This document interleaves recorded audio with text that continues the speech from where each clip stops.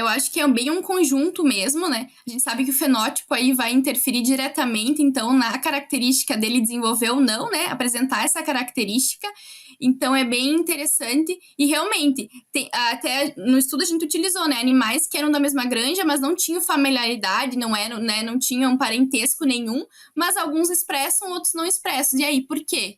Se Uhum. teoricamente é o mesmo manejo ou as mesmas condições, né? Por que tem essa diferença? E aí vai muito também além do manejo, a parte genética, mas com certeza a nutrição, a sanidade, tudo isso vai impactar, porque a gente sabe que também, como eu falei anteriormente, né? Ou ela é adquirida ou ela é congênita. A gente tem as duas formas, então tem que ter esses cuidados aí em todos esses pilares importantes da suinocultura.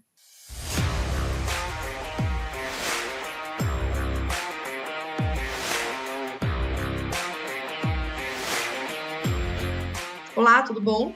Você está no Suinocultura Faixa Preta e você veio ouvir o segundo episódio desse tema. Você ouviu o primeiro já, né? Já pegou a primeira parte? Então tá, aproveita aqui que a gente vai fechar esse assunto hoje. E o mais interessante também é que alguns dos genes que a gente identificou, além deles terem essas características, né, eles já traziam referências de outras espécies ou até a gente sabe que esse trabalho foi muito novo. Foi a primeira vez que foi destacado o transcriptoma, foi a primeira vez que a gente conseguiu identificar genes realmente com a hernia umbilical. Mas a gente já tem alguns outros trabalhos que vieram antes. E um desses trabalhos foi identificar regiões QTL para a hernia umbilical. E alguns dos genes que a gente identificou, eles realmente estão em regiões QTL, ou seja, regiões que são propícias, então, ao desenvolvimento da hernia umbilical. Então, a gente conseguiu fazer toda essa pesquisa para juntar e tentar encontrar, então, quais genes poderiam ser os possíveis causadores de uma hernia umbilical em suínos. Até porque a gente sabe que a hernia umbilical aí, ela às vezes as pessoas têm muita. Como é que eu posso falar? Tem pessoas que falam que é muito. Ela é muito adquirida, né? Que é do Ah, ambiente, que é de mau aham. manejo, não sei o quê. Mas então a gente vê que ela não é só adquirida com o passar do tempo, ela também tem um caráter genético aí bem importante e bem importante e que a gente tem que levar em consideração quando a gente vai pensar em hernia umbilical para suínos. A DSM Firmenich pode ajudá-lo a preparar, proteger e apoiar a resiliência dos seus leitões, fornecendo experiência local em suínos e soluções completas e personalizadas para ajudá-lo a concretizar a sua visão. A DSM Firmenich está moldando o futuro dos cuidados com suínos. Nossa, isso aí você me falando assim, me veio duas coisas bem importantes, acho que para a gente ressaltar aqui para o nosso ouvinte. Uma que quando a gente pensa assim, vou pesquisar um gene, né? Sei lá, vou pesquisar o gene que está causando o problema, né? Então, parece que é o gene que está com defeito. E, na verdade, não parece ser isso, né? O gene, ele está lá, o que acontece é que ele não é expresso. E aí, a gente já vai para uma outra área da ciência, que é pensar o que poderia estimular, então, se o gene está lá e não está sendo expresso, o que a gente poderia fazer para estimular essa expressão gênica para o animal não manifestar a característica do defeito, né? Porque o defeito está acontecendo porque o gene não está ligando. É como se fosse assim, a lâmpada está lá para acender, mas o interruptor não está funcionando, então não acende a luz. Então, daí a gente já vai para uma outra área. Mas é bem interessante, porque o teu trabalho ele já traz uma luz aí para esse assunto, né? Fala, olha, são esses genes que precisam funcionar direito. Eles estão lá, mas não estão funcionando. Olha que interessante. Até alguns desses genes, os principais que a gente encontrou, né? Alguns deles até estavam mais expressos. Só que daí a gente vai buscar a característica deles, são genes que têm relação com o tecido, com toda a parte ali de desenvolvimento muscular e tecido, né? Porém, quando eles já estão em acúmulo, quando já faz muito tempo que já tem aquele processo dentro do organismo, eles acabam ficando mais expressos. Então, a gente também conseguiu juntar ali um grupo de genes que poderiam ser consequência da hérnia, como também os causadores da hérnia. Então, a gente também Olha conseguiu que fazer essa legal. diferenciação, principalmente também através da histopatologia, né, de ver a forma que era o tecido em comparação do animal saudável para um animal com hérnia. Quer dizer, a coisa é muito mais complexa do que você É. ter uma única causa para a hérnia, né? Uhum. Você vai ter ali uma questão genética do animal, do antes da hérnia, do depois da hérnia, né? Porque esse organismo vai tentar resolver aquele problema, provavelmente não vai conseguir, mas ele está expressando. Então, assim, antes ele não expressou os genes direito que deveria para poder ter uma estrutura legal. Depois que deu problema, ele aciona outros genes para tentar resolver o problema, mas já está instalado ali o problema. Exatamente e aí, isso. do manejo, né, o fator externo, que vai potencializar ou não o problema. Então, de repente, você pega um animal que tem, entre aspas, o potencial genético para ter o problema, mas com bem-estar, com a nutrição adequada, com o manejo adequado, ele não expressa o problema.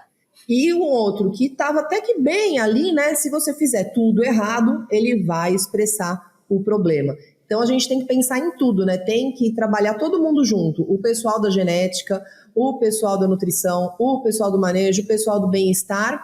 E aí entro eu, né? Com a parte de sanidade, né? Tem também tudo isso aí vai ser fator de risco depois com os problemas sanitários. Com certeza. Eu acho que é bem um conjunto mesmo, né? A gente sabe que o fenótipo aí vai interferir diretamente, então, na característica dele desenvolver ou não, né? Apresentar essa característica.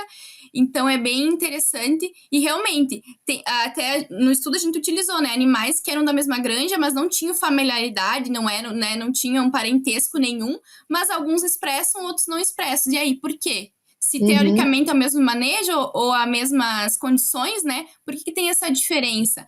E aí vai muito também além do manejo, a parte genética, mas com certeza a nutrição, a sanidade, tudo isso vai impactar, porque a gente sabe que também, como eu falei anteriormente, né? Ou ela é adquirida ou ela é congênita. A gente tem as duas formas, então tem que ter esses cuidados aí em todos esses pilares importantes da suinocultura. Não, super importante mesmo a gente tentar parar de segmentar o animal, né? Olhar só a nutrição, só a sanidade, só a genética. Ele é um animal, né? Eu acho que, puxando lá para a área de saúde, né? Aquela questão de saúde única, né? Não tem saúde animal, saúde humana, saúde ambiental. É saúde única, né? Se um tá ruim, os outros dois vão ser afetados. Então, olhando para o animal, a gente devia criar o conceito de um só suíno, né, ou suíno único. Então a gente tem que olhar tudo, tem que olhar a sanidade, tem que olhar a nutrição, tem que olhar melhoramento, tem que olhar manejo, tem que olhar bem-estar, tem que olhar até mais coisas que a gente nem citou aqui para conseguir fazer esse animal manifestar o máximo da sua capacidade, né, e gerar um produto de qualidade para o mercado. Então, quando a gente conseguir chegar nisso... Acho que todos esses grupos que trabalham, a gente tem um objetivo em comum, né? Que é produzir melhor, mais eficiente, né? Então, eu acho que é esse apanhado de todos juntos que a gente consegue produzir melhor e com melhor qualidade, né, esses animais. Com certeza. Nossa, adorei conversar com você. Eu acho que a Mayla trouxe aqui uma visão super legal de uma coisa super complicada, que é esse transcriptoma, né? Esse monstrengo. Sim, e é uma coisa bem inicial ainda, né? A gente começou o pontapé, né? Foi o primeiro transcriptoma, foi a primeira identificação de genes, né? Teoricamente, a primeira identificação de genes relacionada à hérnia umbilical. Então, foi o primeiro passo para a gente conseguir identificar. Mas a gente sabe que tem muitos trabalhos ainda que precisam ser feitos, devem ser feitos, para a gente conseguir, então, aí sim, achar alelos, achar mais coisas e conseguir fazer uma seleção mais eficiente, né? Porque a gente começa, é um passinho de cada vez para conseguir chegar numa seleção melhor, então, e conseguir diminuir a incidência de hérnias umbilicais aí na suinocultura.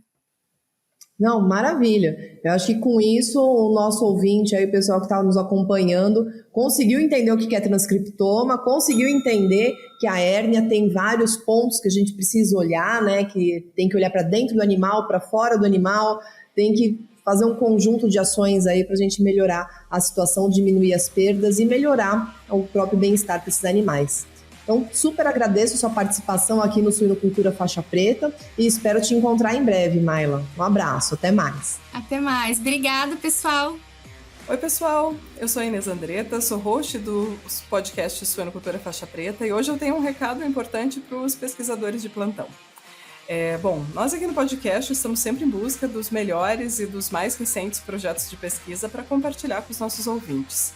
Então, se você é um pesquisador, tem resultados bacanas e quer vir aqui conversar comigo e compartilhar esses resultados com os nossos ouvintes, esse convite é para você.